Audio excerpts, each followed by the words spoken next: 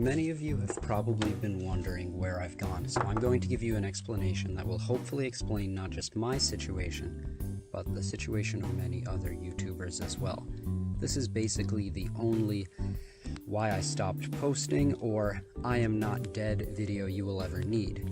So when you see it come from any other YouTuber, just know it will be some variation of this. Before I do that, I want to go into a story of when I was younger and became enticed by this one YouTube channel of someone who was gearing up to be a real-life superhero. I was probably looking up in the search bar real-life superheroes because this was around the time that the movie Kick-Ass had come out.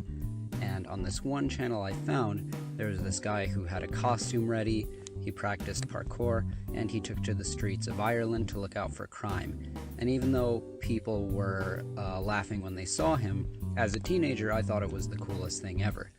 After watching all of his videos, I noticed that it had been several months since his last post, and I began to worry since he was putting himself in dangerous situations. I shot a message to his email, which I found in his YouTube account, asking if everything was alright and what he was up to.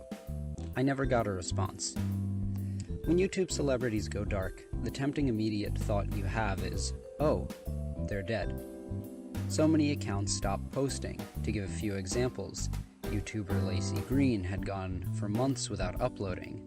Social commentator Grade A Under A has had to put up a video to remind his 1 million plus fans that he is still around, and even this YouTuber had to put up a video called Nathan Zed is Dead after no communication for 4 months. To use an example from outside of YouTube, it seems like one of my favorite bloggers, the person behind Wait But Why, has not posted ever since getting his check from Elon Musk. Hell, I even posted my last video such a long time ago that people have started to wonder where I've gone. What happened to these online personalities who were in the workflow but suddenly stopped? Have they died? Well, almost all the time, yes. Yes, they died. Okay, just kidding. A lot of the time, life takes over. YouTube can be fun, but at the end of the day, creating content on YouTube is work, and it doesn't necessarily pay the bills. Now, if you have spare time, it's usually a fun hobby, and if you have some marketing skill, you can work your way up to explosive popularity. But as you get older, your amount of spare time decreases. A growing list of responsibilities piles on. You have to watch your bank account, your parents won't buy groceries for you anymore, you may have to cook, your college workload is higher than what you have in high school, you have to worry about dating or attending to a girlfriend or boyfriend, or hanging out with friends, or going to family events, and most of the time, you will need to find a job that pays more than YouTube will, which takes hours out of your week, all of this together. After a while, something starts to happen, either in the back of your head or consciously, where you realize that the amount of work you're putting into YouTube is not nearly equal to the amount of reward you get. You see, the payoff for YouTube is generally fairly low.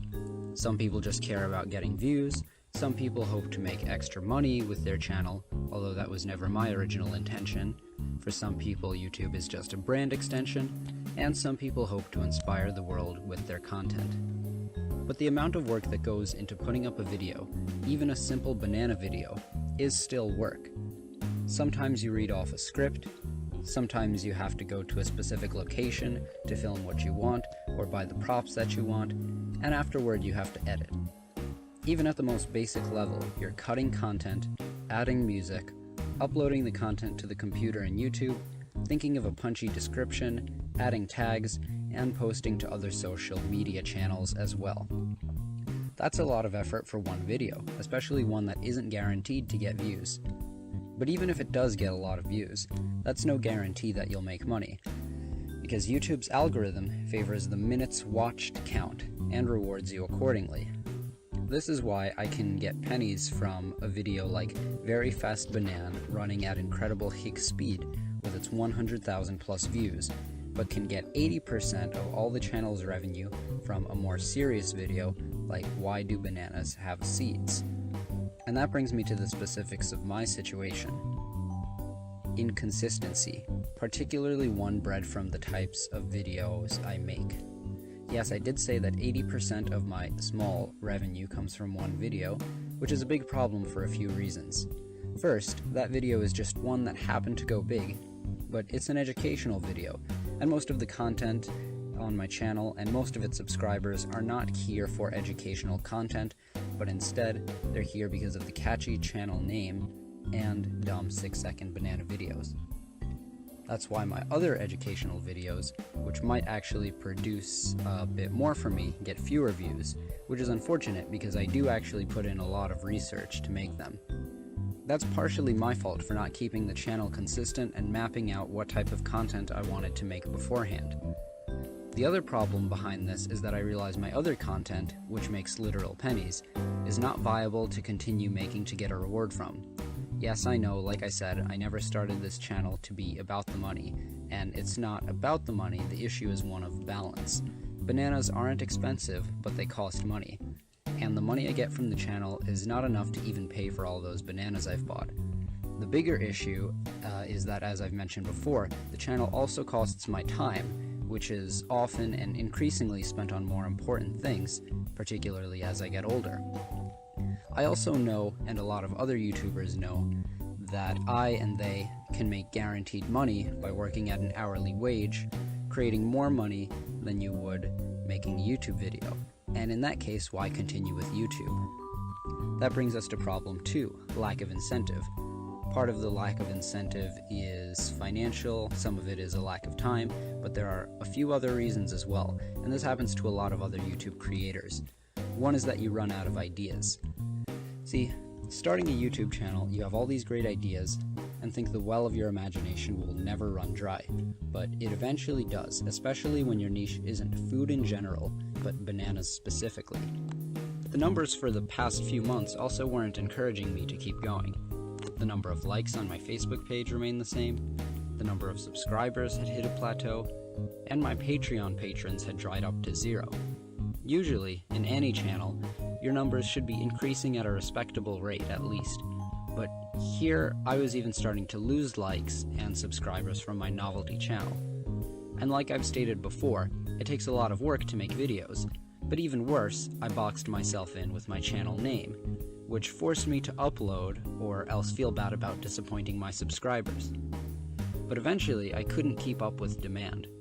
Could I have changed the channel name? Sure, but I wouldn't have attracted as many people as I did in the first place, and as I saw the first time I tried to change the channel name, the results were not pretty. So to recap, if a YouTuber you like me, has not been around for a while, then one or more of the following things is happening to them. Either life takes over, they have a lack of incentive, and the lack of money they make and time they lose eventually becomes not worth it, and they move on to more worthwhile pursuits. So now I know that leaves you all wondering about the future of this channel. And the truth is that honestly, I don't know.